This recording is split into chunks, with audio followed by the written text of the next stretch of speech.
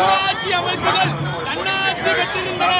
ஏழைகளுக்கு மிக குறைந்த வட்டியில் கடன் வழங்க ராஜராஜ சோழ உடையார் பெரும் பண்டாரம் என்ற வங்கி அமைப்பை உருவாக்கியவர். தஞ்சை பெரிய கோயிலை கட்டியது மட்டுமல்லாது அங்குள்ள 64 கல்வெட்டுகளில் தன் காலம் குறித்த அனைத்து விவரங்களையும் பதிவு செய்தவர்.